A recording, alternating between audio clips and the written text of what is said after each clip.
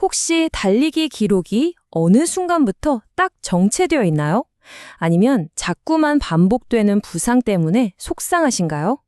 오늘 그 해답이 아주 의외의 곳에 있다는 걸 감이 아니라 데이터로 명확하게 보여드리겠습니다. 자, 시작부터 아주 강렬한 숫자 하나 보여드릴게요. 바로 30%. 이게 대체 뭘 의미하는 숫자일까요? 잠시 후에 바로 확인해 보시죠. 우리는 보통 달릴 때 페이스나 거리에만 엄청 신경 쓰잖아요? 그런데 만약에 그리고 더 안전하게 달리는 비결이 다리가 아니라 우리 몸의 중심, 바로 이 코어에 있다면 어떠실 것 같으세요? 지금부터 그 증거를 제 발이 아니라 데이터로 직접 확인시켜 드리겠습니다. 오늘 이야기는 총 4단계로 진행됩니다. 먼저 러너들이 겪는 부상 문제가 얼마나 심각한지 보고요. 그리고 핵심 개념들을 좀 정리한 다음에 가장 중요한 숫자로 된 증거들을 살펴볼 겁니다. 마지막으로 이걸 어떻게 우리 달리기에 적용할지 알아보겠습니다. 자, 그럼 첫 번째, 러너의 부상 문제부터 한번 들여다보죠. 아까 보여드렸던 30%라는 숫자, 바로 이겁니다. 그냥 나온 게 아니고요. The Physician and Sports Medicine이라는 저명한 저널에서 무려 4,621명의 러너를 대상으로 조사한 결과예요. 이게 무슨 뜻이냐면 지금 이걸 보고 계신 러너 3분 중 1분은 지난 1년 안에 부상 때문에 달리기를 쉬었을 가능성이 있다는 거죠. 와, 이거 정말 가볍게 볼 문제가 아닙니다. 자, 본격적으로 데이터를 뜯어보기 전에 딱 2가지만 먼저 확실하게 짚고 넘어가야 합니다. 바로 코어랑 러닝 이코노미인데요. 이 2가지가 어떻게 연결되는지 알아야 뒤에 나오는 숫자들의 진짜 의미를 제대로 이해할 수 있거든요. 보통 코어 하면 그냥 복근, 식스팩만 생각하기 쉬운데요. 절대 아닙니다. 코어는 우리 어깨부터 엉덩이까지, 그러니까 등, 엉덩이, 고관절 근육을 전부 포함하는 말 그대로 몸의 중심 기동이에요. 비유하자면 자동차의 셰시 같은 거죠. 다리라는 엔진이 막 힘을 낼 때 차체가 흔들리지 않게 꽉 잡아주는 역할, 바로 그겁니다. 그리고 러닝 이코노미, 이건 좀 생소할 수 있는데 아주 쉽게 말해 달리기 연비라고 생각하시면 돼요. 자동차가 같은 거리를 갈 때 기름을 덜 쓰는 차가 연비가 좋다고 하잖아요. 똑같습니다. 같은 속도로 달릴 때 산소를 덜 쓰는, 즉 에너지를 더 효율적으로 쓰는 러너가 러닝 이코노미가 좋다고 하는 거죠. 이게 좋으면 당연히 더 오래, 더 빨리 달릴 수 있겠죠? 자, 이 표를 한번 보세요. 이게 바로 러너 수준별 러닝 이코노미 데이터인데요. 아마 여러분도 나는 어디쯤일까 하고 찾아보게 되실 거예요. 여기서 진짜 중요한 건 뭐냐면 예를 들어 시속 16km라는 똑같은 속도로 달려도 그냥 좀 훈련된 러너랑 엘리트 선수는 사용하는 산소량, 즉 연비가 눈에 띄게 다르다는 겁니다. 바로 이 미세한 데이터의 차이가 기록의 차이를 만드는 거죠.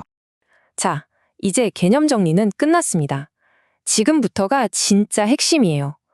그래서 코어 운동하면 진짜 달리기가 들어?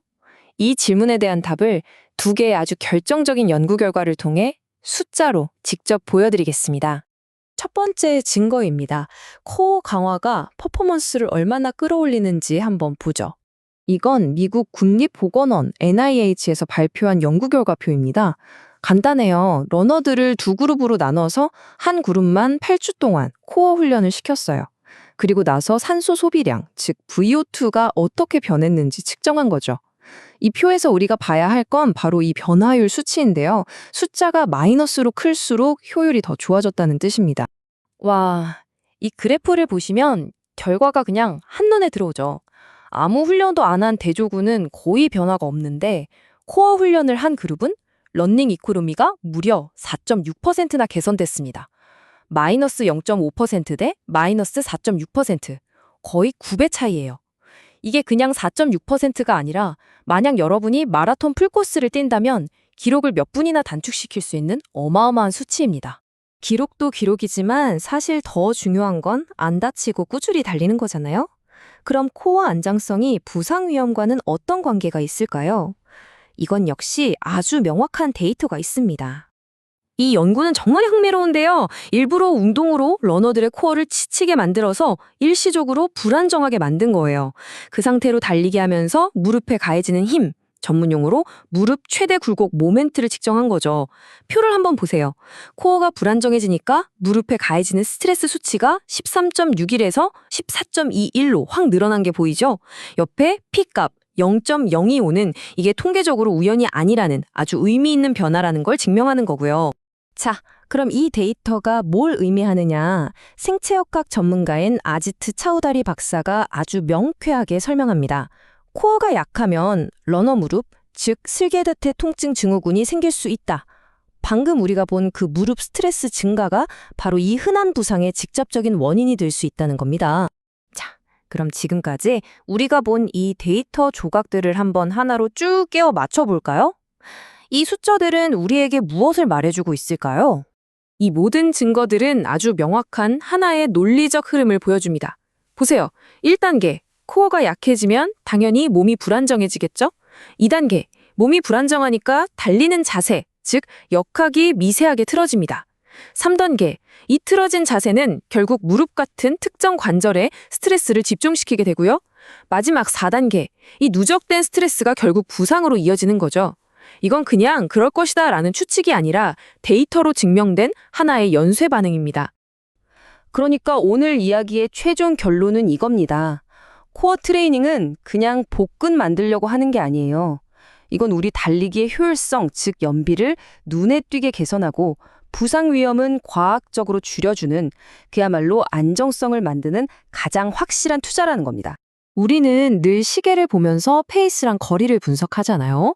그런데 어쩌면 다음 기록 단축을 위한 가장 중요한 데이터는 여러분 손목이 아니라 바로 몸의 중심, 코어의 안정성에 숨어 있는 건 아닐까요?